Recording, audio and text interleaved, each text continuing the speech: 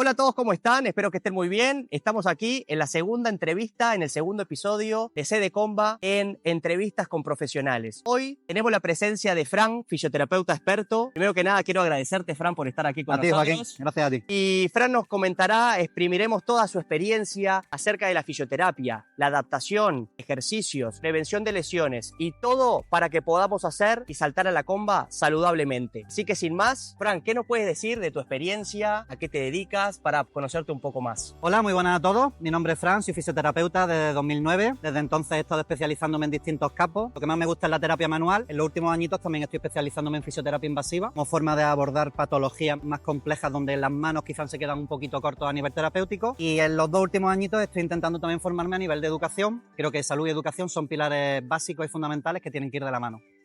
Fran, déjame preguntarte una cosa. Yo he pensado desde mi punto de vista como arquitecto que un puente podría ser considerado como el cuerpo, donde nos une la situación actual en la que nos encontramos al punto B para dar nuestro 100% y nuestro máximo potencial. ¿Qué puedes decir al respecto? Cuando me relaciona el cuerpo con un puente, lo primero que se me viene a la cabeza son 2 estructuras luchando contra distintas fuerzas.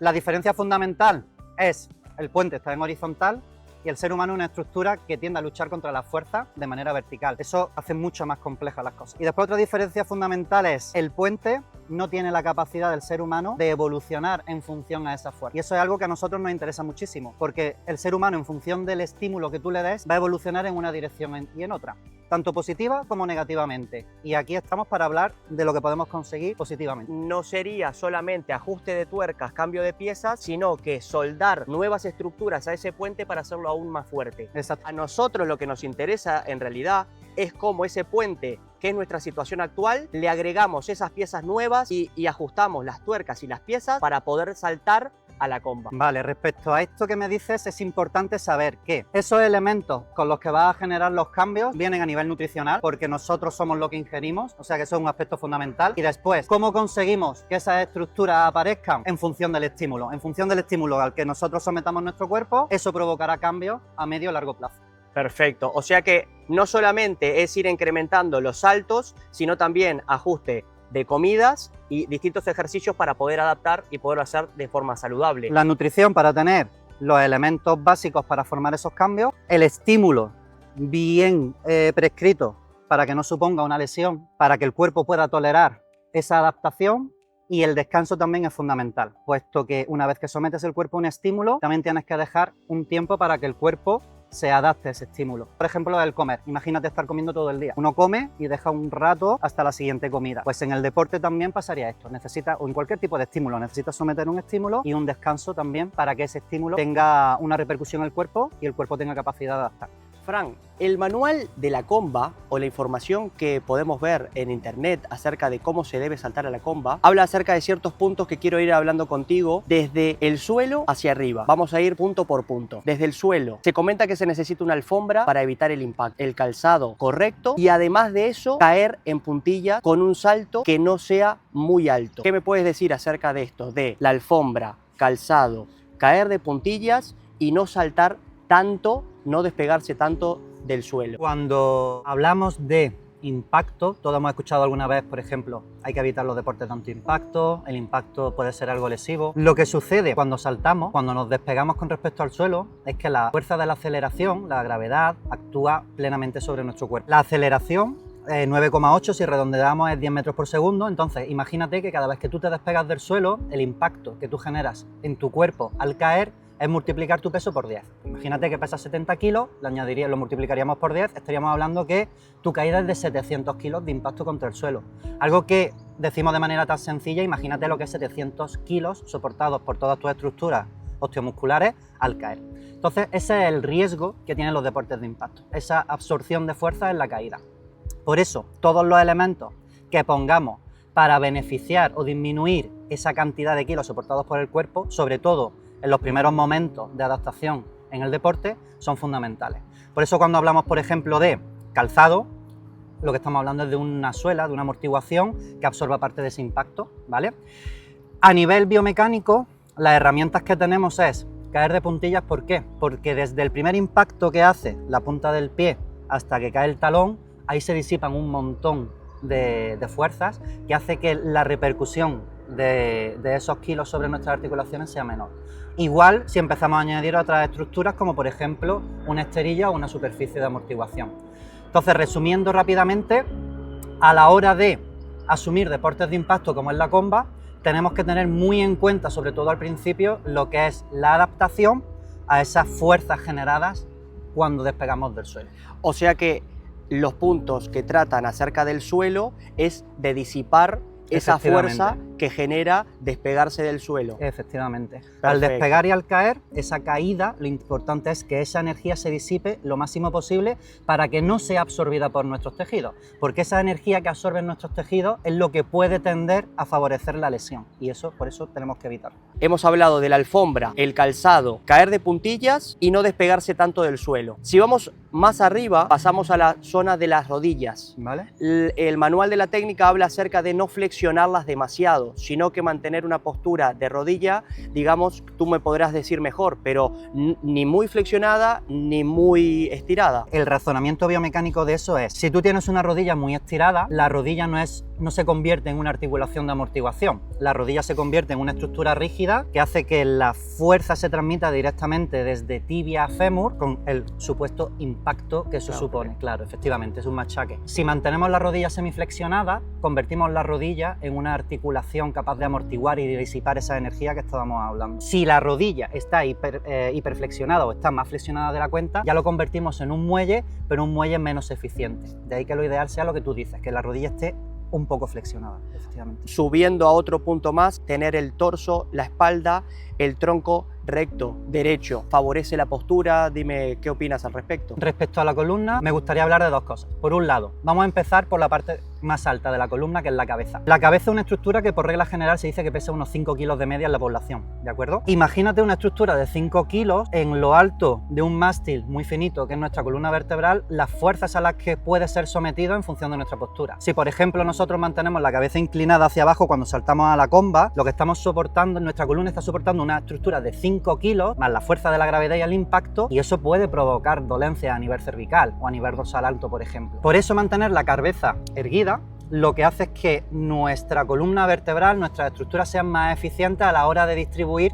esas fuerzas que se generan en esos 5 kilos al caer, ¿no? Y por otro lado, es muy curioso porque la columna vertebral, si la miramos de frente, es una estructura que tiende a ser recta, pero si la miramos de lado, como en la postura en la que tú y yo estamos, la columna tiene una serie de curvaturas, cifosis, lordosis se llaman, y esas curvaturas tienen una función mecánica. Es un muelle verdaderamente que es capaz de absorber fuerzas. Por eso cuando caemos, si la columna está donde tiene que estar, es muy eficiente y la columna actuará como un acordeón. Exactamente. Yo lo visualizo como una amortiguación, un amortiguador de motocicleta. Exactamente. Vamos, que tenemos que ser un muelle completo. Efectivamente, pero un muelle desde los pies, pasando por rodillas y ya cuando llegamos más arriba, cadera, la columna tiene que mantenerse de esa manera. Entonces, hemos pasado del suelo, las rodillas, el tronco, y me gustaría ir a las extremidades. Se habla acerca de la postura del hombro, una postura tranquila, una postura que se pueda mantener en el tiempo con los codos lo más cercano al cuerpo. Esto es más complejo porque verdaderamente cuando estamos erguidos el hombro no está en reposo, lo que siempre va a haber una activación muscular.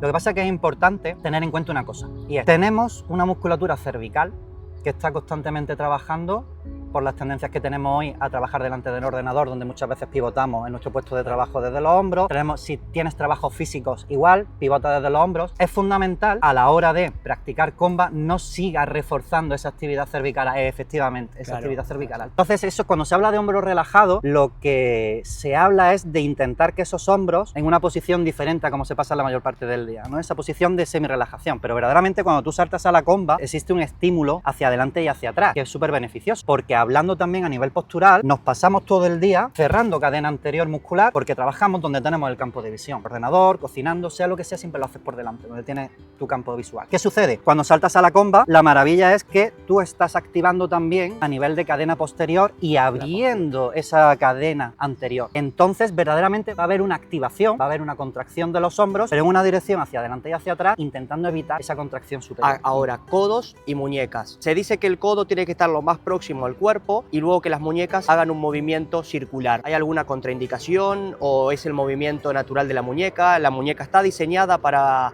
poder girar en círculos? La mano es una herramienta muy móvil. La muñeca a priori no tiene que tener ningún tipo de problema a la hora de hacer un gesto repetitivo, donde además la carga es minúscula, porque cuando tú mueves la comba verdaderamente no estás soportando, ¿vale? Estás haciendo una actividad repetitiva con una carga pequeña. De todas formas, siempre cuando comencemos una actividad físico-deportiva, la adaptación es importante y no saltaremos a la comba o haremos movimiento de muñeca el primer día de media hora, por ejemplo. ¿Y cómo lo sentiremos también? Exactamente. Como tú siempre bien dices, es importante pautar y tener bien los tiempos establecidos, sobre todo al principio, para que las estructuras se vayan adaptando. Respecto a la muñeca, yo no veo ningún problema, a no ser que tenga una patología previa. Pero bueno, siempre si hay una patología previa, que nos pregunten, porque no tenemos ningún tipo de problema en hablar de algo más específico. Y luego, pasando al punto final, ya lo has nombrado anteriormente, que es la mirada hacia adelante. Sería mantener una mirada fija hacia el horizonte, ni mirar hacia abajo ni hacia arriba. Efectivamente. Con la mirada puesta en el horizonte, supuestamente mantenemos la postura más eficaz a la hora de luchar contra esas fuerzas que se generan por el impacto a nivel de columna. Quiero que veas cómo salto sin la cuerda y que puedan saber qué es lo que piensas tú al respecto de cada cosa que tú vas viendo, ¿vale? Genial. Yo voy a hacer el movimiento de la cuerda como si tuviese la comba y me vas hablando o vas diciendo lo que te viene en la mente. Muy bien. Sería algo así. Vale, el despegue que estás haciendo es genial porque estás dejando la distancia suficiente para que pase la cuerda, pero no estás despegando muchísimo del suelo, por lo tanto el impacto a la hora de que tus tejidos absorban el estímulo, genial. Perfecto. Y este es el muelle del que estaríamos hablando. Tobillo, rodilla, cadera, columna, cabeza, todo se comporta como ese muelle que tiene capacidad de adaptarse. Pues mira, vamos a empezar hablando de la superficie de impacto. Aquí tenemos una superficie que tiene una capacidad de absorción del impacto. Así que, punto 1, absorción de la esterilla. Punto 2, absorción de la suela de la zapatilla. Punto 3, la absorción de la punta del pie. Esa gestión de punta medio pie hace que se disipen mucha fuerza de carga. Transmisión hacia la rodilla está genial. Fijaros que la posición es cuando salta, la rodilla estira, pero cuando va a caer, la rodilla se flexiona ligeramente para tener mayor capacidad de absorción de carga. Y fijaros la línea que tiene de cabeza con hombro, con cadera. Eso asegura que la absorción de la fuerza y de los kilos de la cabeza se distribuyan correctamente a lo largo de la columna, que en esta posición sí tiene capacidad de absorción de la carga. Fijaros que los hombros tienen una posición debajo de la oreja, no están adelantados ni están muy atrasados. Eso asegura una contracción correcta de sinergia entre lo que es la cadena de cierre y la cadena de apertura de los hombros. Perfecto.